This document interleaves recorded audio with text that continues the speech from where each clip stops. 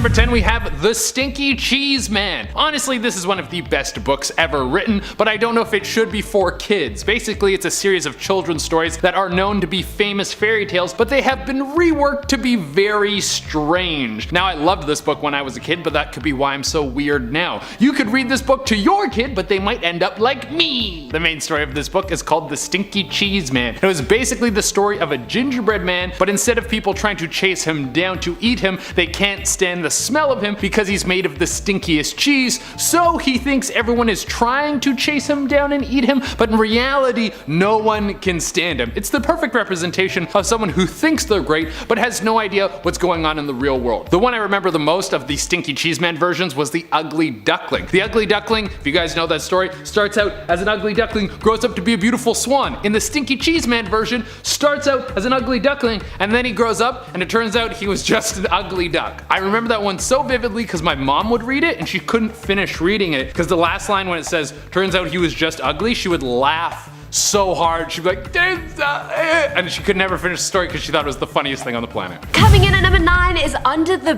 Bed. You best believe if someone told me this story when I was small, I would have gone and slept in between my parents. I don't even care. I did that till an extremely old age, which I will not say, 12. You get scared sometimes. I don't know what to tell you.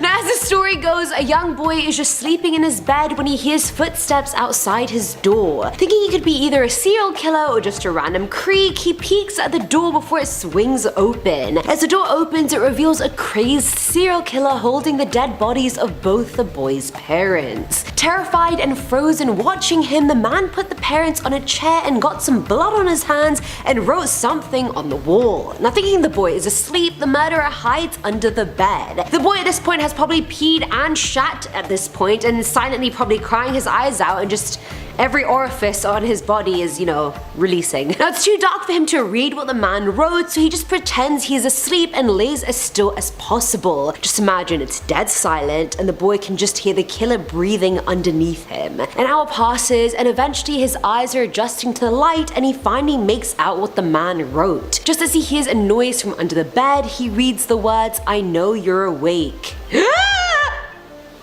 Death. Coming in at number 8 we have El Cuco. This story has many names, every culture has their version of El Cuco. It's basically the boogeyman. Now, while most people wouldn't dream of telling their kid this kid's story in this day and age, it used to be a very classic story for kids. You would tell your child some sort of horrific tale about some beast that would steal them away if they misbehave, and then say goodnight. This would scare your kid into behaving. I mean, it's a tactic that probably worked, but the long-lasting mental stress you'd be putting on that kid would be some trauma that they would never get over and would probably stretch into the rest of their life. They would grow up very angry and never know that it was because of the story of El Coco that is actually floating around in the back of their head. You know, when I was a kid, I thought the boogeyman was a dude who danced really well but was also scary. That's why they called him the boogeyman. So I would picture this demonic beast grooving in my closet. I thought he would burst out to disco music and then take me down to this underground dance club where he would eat me alive. Filling on number 7 slot is The Smell. Once upon a time, as it always is once upon a time, there was a married couple that fought a lot. They were just starting to talk about getting divorced when the wife found out she was pregnant, and so the couple decided to stay together for the baby. Honey, even those marriages never work out. Never stay together just for the baby. But by the time the boy turned 5, the couple were fighting non-stop and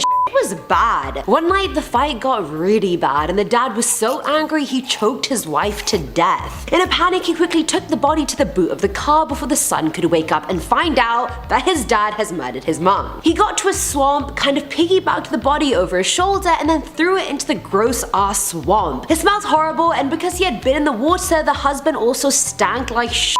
When he got home, he showered straight away, but the stench stayed. Days passed and the smell wouldn't go away, and the boy kept asking where his mum was. Eventually, the dad said she was staying with relatives, and that was the end of that. But then anytime he would approach his son, the boy would be terrified, backing away if the dad ever stepped close to him. One night, he asked him if there was something he wanted to say to him about his mother, and the boy replied, "Why is mommy's face so pale?" The dad was like, "What do you mean?" And the boy answered, "Why do you give her a piggyback every day?"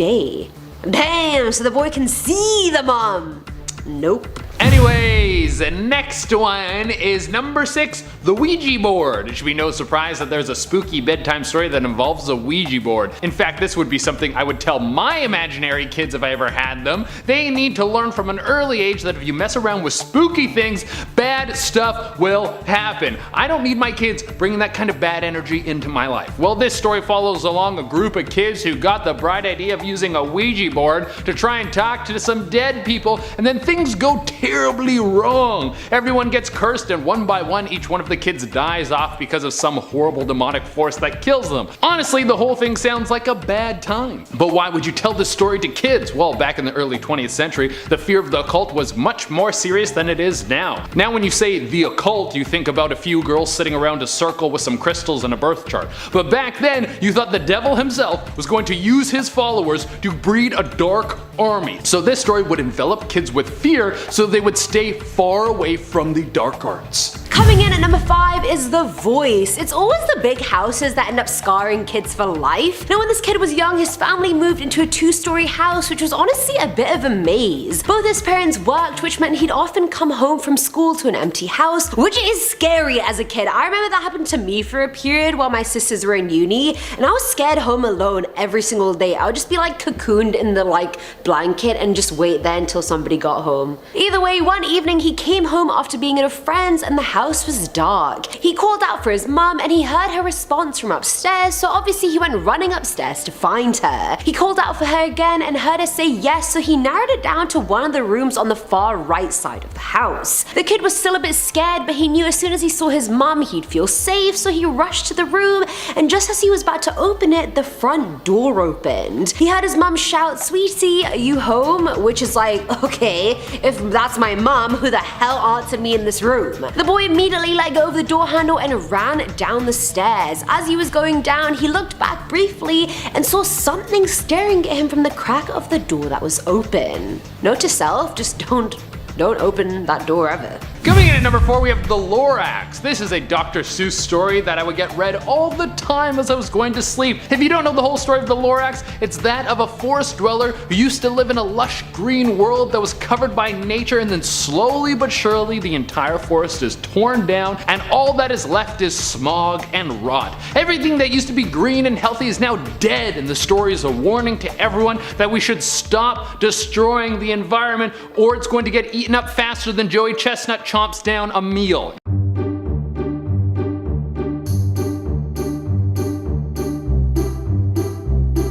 Now, on second thought, even though this story seems too real now and very frightening, it probably should be told to all children so they learn that we need to take better care of the planet, or we're going to have to start eating each other like Joey Chestnut eats any food product.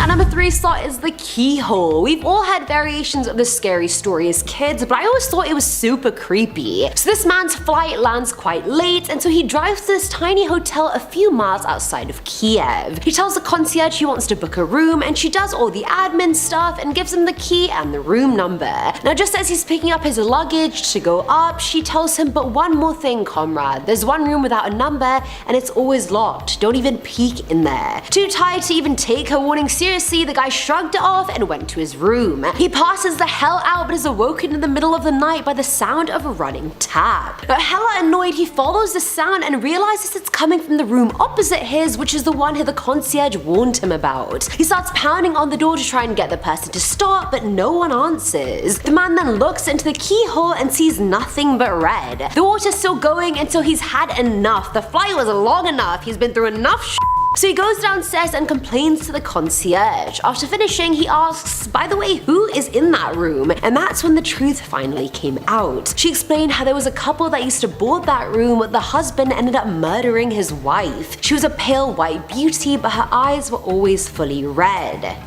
I don't know, but you know what you just saw in the keyhole is his eye. Coming in at number 2, we have the 13th Floor. I mean, it's almost Halloween, so it should be no surprise that we have a good Halloween story for you. The bedtime story of the 13th Floor is one where a couple of kids go to a haunted house that is an entire apartment building. Each floor is more spooky than the last. The two kids keep climbing higher and higher, but they are warned that you should not go to the 13th floor. Whatever horrors are waiting for you up there, they are too intense for someone to handle. Well, they manage to work their way up and they're at the doorway of the 13th floor. One of the two kids is too scared and turns back, but the other one marches on alone. The next day at school, the one kid who turned back is looking everywhere for their friend, but they can't find them. Eventually they ask someone, "Do you know where Matt is?" And they respond, "Who's Matt?" They ask a few more people, but no one remembers Matt, as if they were erased from history. And finally, at number 1 is the ribbon. I love ribbon stories. There's so many variations of this one. One of them actually includes the pirate Blackbeard, but this is not the one I'm talking about. Now, long ago, a pretty girl went to school and she had a lovely green ribbon tied around her neck. At school, she made a friend called Jim who sat behind her in class. He noticed the ribbon pretty quickly and casually asked her why she wears the ribbon around her neck, and her reply was quite vague. All she said was, "Someday I'll tell you." Now, years went by and the tweens turned into teens, and Jim asked her out on a coffee date. The date went obviously great since they'd been friends for years now, and again Jim asked her about the ribbon, and this time she said, "Well, maybe if we ever get married, I'll tell you." Fast forward many years, you can well imagine what happened. The two got married, were happier than ever, and again he asks, "We're married now, why do you wear that ribbon on your neck?" And she says, "I'll tell you if we ever have kids." At this point I would be like, "Are you cheating on me? Why are you not telling me about this? I've literally married you." Years later they have a baby girl and boy, and again he asks her, and all she said is, "If you love me, you'll drop it for now. Someday I'll tell you." All Jim knew was this girl. She was his life and he loved her more than anything, so he just stopped asking. The duo finally grew old together, and when at last his wife was on her deathbed, he asked, "Please tell me now, why do you have that ribbon around your neck?" And with her last breath she said, "Okay, I'll tell you, take it off now." And he did, and as soon as the bow was loose, her full-on head fell off. Starting off this countdown, we have Bigfoot. Who here believes in Bigfoot? Someone sent me a message on Instagram saying that I want to find Bigfoot. I mean, like, I'm not actively searching for him, but I mean, if I could find Bigfoot, that would be amazing. Just like, I can imagine the headlines now. YouTuber finds Bigfoot. Anyway, legend goes that a 7-foot tall hairy man stalks the woods in North America and in some parts of the Northwest. Lumberjacks, hikers, and campers have all claimed to have seen him. And of course you have the famous grainy photo that someone apparently captured of the monster. It's just like... From there, the legend of the Bigfoot was born. Now, this urban legend is featured in numerous children's books. Like, there's one book titled The Boy Who Cried Bigfoot. And there are several other books out there all centered around Bigfoot. Coming in at number 9, we have vampires. Oh man, when I was younger, I wanted to be a vampire so badly. That's probably thanks to the movie Twilight. And I mean, some of you already comment saying that I look like a vampire, but I'll take it. So similar to the Bigfoot, there are numerous books all about vampires. Legend goes that vampires roam the world at night searching for their next victim. They then suck the blood out of their victim. Some of their victims can even turn into vampires as well. Legend also states that vampires can die in the sun and that they hate garlic. Now, there is also a legend about the vampire coffin, and this legend has been featured in numerous children's books. This legend goes that grave robbers would be opening up coffins. A couple of times, the corpse would move or wake up. Turns out that they found vampires resting in their own coffins and not actual dead people. Coming in at number 8, we have The Living Dummy. Okay, I have no clue how the Goosebumps series are child friendly, but I was allowed to read them as a kid. One of the books written by R.L. Stine is called Night of the Living Dummy. This book features a ventriloquist dummy named Slappy. In the book, Slappy is brought to life and pulls sadistic stunts on others. Well, this story does sound oddly like the urban legend about Robert the Doll, a supposed real-life doll that is haunted by a spirit. Apparently, Robert haunts those who disrespect him. He's believed to have caused car accidents, broken bones, injuries, and illnesses. On top of that, there's another urban legend surrounding a different doll. It's the story about a girl who receives a doll in the mail from a mysterious sender. The doll haunts the girl every night, and even after trying to get rid of it, the doll just always comes back to her, just like Slappy. The legend ends with the doll killing the girl, and every time the doll kills a different girl, she collects their fingers and puts it on her own hand. Disturbing. In our 7th spot, we have the Pale Lady. This urban legend is featured in the book Scary Stories to Tell in the Dark. Again, I have no clue how, but this is considered a children's book. I mean, maybe not for super young kids though, but when I was in grade 6, we had it in our school's library. Clearly, the librarian did not know how scary these stories were. So this legend is about a pale lady that visits a woman named Lexi in her dream. The woman has pale skin, long black hair, and black beady eyes. In her dream, Lexi is visited by the pale lady that says, "This is an evil place. Run away while you still can." Lexi woke up screaming. The next day, she was supposed to go to Kingston to look at places, but decided not to go to that place, but go to a different location instead. When touring this house, she sees a dark staircase that looks identical to the one that she saw in her dreams. Then she went inside the bedroom, which again looked identical to the one in her dreams. Then all of a sudden she hears a knock on the door. She turns around and it's the same pale lady from her dreams. She grabs her stuff and flees the house and never looked back. Now, the legend of the Pale Lady continues to circle around the web. In our 6th spot, we have the girl with the ribbon neck. This urban legend has been featured in multiple different scary story children's books, including the book titled In a Dark, Dark Room and Other Scary Stories. Basically, this legend surrounds a girl that would always wear a ribbon around her neck, but she never explains why. When she gets older, her husband even asks about the ribbon, but she would always just say she can't take it off. They continue to live a happy life, they even have a cute little baby together, but the woman never takes the ribbon off. Then one day the husband decided to see for himself. He ends up taking off the ribbon when she's sleeping. As soon as she does this, the woman's head falls off, okay? I mean, I bet the husband lost his head over that. We are now at our 5th and halfway mark with the microwaved poodle. So, I have no clue how this next legend is child-friendly, but it was featured in the book titled The Completely and Totally True Book of Urban Legends. Basically, the book is just a pile of outrageous and funny urban legends, but this one is quite dark. Legend goes that an old lady owned a pet poodle which she loved. One day she was drying off her dog after bathing him and had the idea to put the dog in the microwave. In her mind, she thought it would speed up the whole drying process. So, she put the dog in the microwave and turned it on.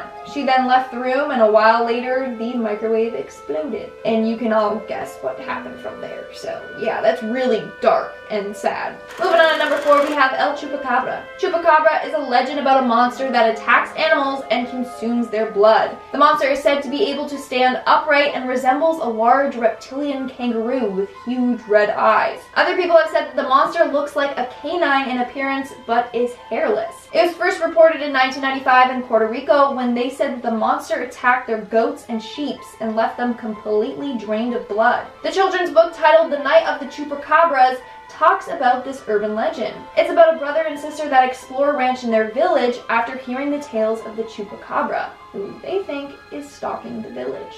In our 3rd spot, we have the chain letter. Of course, we have all probably been a victim of a chain letter at some point in our lives. Basically, it's an email or a message that says, forward this to several people or you die, or you'll be visited by this monster in your sleep, or your family will die, blah blah. Well, there is a children's book that basically touches on a similar concept. This book is called Chain Letter. It's about teens who accidentally kill a man and end up burying him at the side of the road. After a while, all the teens receive a chain letter. The letter tells them to do as they're told or else their secret will be revealed. All the teens are then forced to comply and do the tasks that the letter says. I mean, if any of you guys have seen Pretty Little Liars, then it kind of reminds me of A, but that's just me.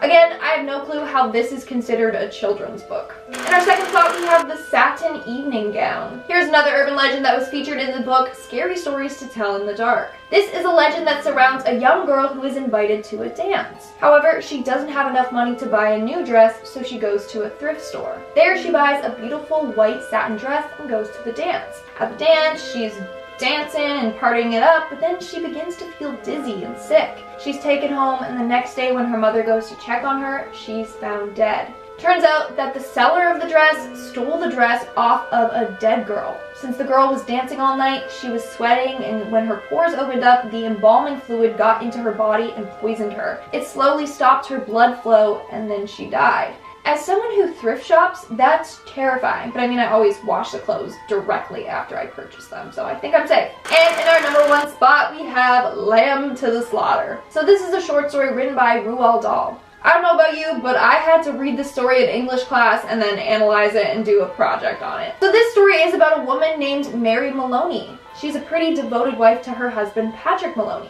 She always greets him when he comes home, hangs up his coat, and makes a drink for him. One night when Patrick returns home, he tells her that he's leaving her. She then takes the frozen lamb leg that she was gonna have for dinner and smacks him on the back of the head with it. It kills him. She then continues to prepare the lamb for dinner while she's trying to get her alibi and story straight. After police investigate her home for hours trying to find out what happened to him and looking for the murder weapon, Mary offers them to stay for dinner. The police officers then unknowingly eat the murder weapon. From this story, a bunch of urban legends were created, mainly about a wife who kills her husband and then tricks the police officers, just like how Mary did. In at number 10, we have The Iron Giant and the very, very strong anti-gun messages. The Iron Giant is a 1999 American sci-fi film by Ted Hughes, set during the Cold War in 1957. The Iron Giant is about a boy called Hogarth who discovers a big robot who fell from space. Befriending the robot, Hogarth needs to stop the US Army and federal agents from finding him. Children may not be too clued up as to the overtones of the film, but for adults it's easy enough to see that the movie is very much anti-gun. Obviously, America is pretty divided when it comes to the Second Amendment, so some considered the film to be quite provocative, including the Washington Post, who said, "The movie, as beautifully drawn and sleek and engaging as it is, has the annoyance of incredible smugness." In at number 9, we have Finding Nemo and the animals good, people bad message. Ever noticed how the humans in Finding Nemo are awful? Well, that's not by accident. Disney Pixar's 2006 smash hit success Finding Nemo pretty much paints the message that humans do not treat animals well. Scuba divers capture Nemo, then he has to live in the awful Dr. Sherman's office fish tank and be visited by the catastrophic Darla. Of course, there is the classic line that all drains lead to the ocean, which is a less than subtle poke at humans for dumping their waste in the sea. In at number 8, we have the Tiny Toons message that drinking is bad, and you'll probably die. So this one's really awkward. Tiny Toons was a much loved cartoon in the 90s, but one episode actually was way off the mark and has since been banned. An episode called One Beer was supposed to teach kids that underage drinking is bad, but instead had the potential to mentally scar them. In One Beer, 3 characters get drunk off one beer, steal a police car, drive it off a cliff, and die. Yes, die. Luckily the episode has been banned, but still, I mean, kids are gonna be like staying well off that beer. In at number 7, we have WALL-E and the environmental and technological warning message. Disney Pixar's 2008 fantastic movie WALL-E has the same director as Finding Nemo, who also wrote the screenplay. Something tells me that Andrew Stanton is pretty concerned that humans are gonna destroy the planet. Set just under 800 years from now, WALL-E is a garbage-compressing robot tasked with cleaning our trashed planet Earth. No prizes for guessing that the film is teaching children to look after their environment. If not, this could well be our future. You will also note that all of the humans in the film are fat, taking a swipe at our lazy culture and our capability to become dependent on technology instead of doing things for ourselves. In at number 6, we have the Lego Movie and the strong anti-capitalism vibe. I mean, the antagonist is called Lord Business, so I think it's pretty clear how the writers feel about capitalist culture. Lord Business is the evil overlord of a big corporation called the Octan, which seems friendly on the outside, but is actually run by a robot army and is financing a police state. This is all very 1984, with posters of Lord Business propaganda popping up all over Bricksburg. Lego Emmett proclaims Octan Corporation produces all music, coffee, dairy, television shows, surveillance cameras, history books, and voting machines, aka kids don't buy into big brands like McDonald's and Coca-Cola because they're corrupt and they want to control your mind. And all hail the proletariat worker Emmett. In at number 5, we have Cars 2 and the very strong "oil companies are bad" message. Cars 2 is pretty anti-oil, ironic for a movie about vehicles that rely on them. Evil, corrupt lemon cars want to maximize oil profits and will do anything to sabotage the Grand Prix, which has opted to use a sustainable energy source. It's pretty easy to read between those lines: oil bad, renewable energy good. Director John Lasseter even admitted the underlying message of the movie in a Wall Street Journal interview. He said that they crafted the bad guy story to be oil versus alternative fuel. Okay, so this next one may not be an official hidden message, but is a pretty strong and interesting theory that keeps on circulating around the internet. In at number 4, remember the Rugrats? Well, some people think that the writers were trying to tell us that the kids were all dead and were a figment of alive Angelica's unstable mind. Weird, right? But actually, on a rewatch, it seems kind of plausible. The theory goes that Angelica's mother and her brother Tommy died in some kind of accident. That is why Angelica has a doll that she styles to kind of look like her mum, who apparently was on drugs at some point. Who knows? Her dad Stu deals with the loss by constantly making toys in the basement for his son that will never get the chance to play with them. Chucky and his mum also died, which apparently explains Chaz's neurotic character. The DeVilles aborted a child that Angelica couldn't figure out the gender of, and that's why they're all twins. The plot thickens in All Grown Up as theorists say the show is consistent with Angelica turning to drugs to deal with her mental state. I don't know about this one. In at number 3, we have Who Framed Roger Rabbit and the strong themes of segregation. Set in LA in 1947, Who Framed Roger Rabbit is a 1988 movie about cartoons and humans living alongside one another. In 1947 in real-life LA, there were huge racial divides and tensions, and this seems to be the case in the movie if you look a little deeper. The cartoons are portrayed as something for the humans' entertainment, and their Toontown is under threat of demolition. Gentrification station. Toons are consistently stereotyped, and indeed, human-only bars exist. Toons can perform, but they cannot be audience members. The book the film is based on, Who Censored Roger Rabbit, makes things even more apparent. I feel like the overarching messages play nicely, guys. In at number 2, one of my favorite movies and stories of all time, we have The Wizard of Oz, which is actually an analogy for 1890s America. L. Frank Baum's The Wizard of Oz is a thinly veiled allegory for late 19th century America. The scarecrow represents the poor Midwestern farmers and Dorothy the American public. Dorothy walks on the yellow brick road representing the gold bars of money to see a wizard, a banker, in Emerald City, which is green to symbolize money and the American capitalist dream. In the end, Dorothy decides that life over the rainbow isn't for her, instead preferring the comforts of home. Baum exposes the banks as corrupt, the American dream as flawed, and suggests that the simple life is a path best followed. Here we are at number 1 of our hidden messages in children's stories, and I don't even know what to make of this. We have Alice in Wonderland. I mean, there are many weird messages in Alice in Wonderland, and who knows what truly all of them mean. One thing is for sure though, it isn't just about a girl who falls down a hole. Many say Alice in Wonderland is a coming of age story with a young Alice going through puberty and learning to accept her body as it changes. Others read some pretty undeniable drug and alcohol messages in the story. Alice has a bite of a magic mushroom, she eats an Eat Me cookie that has some pretty freaky side effects, and she runs into an undeniably high caterpillar smoking what could be either crack or marijuana. To be honest, I feel like we could sit here and try and interpret Alice in Wonderland for days. Most of it probably goes over children's heads.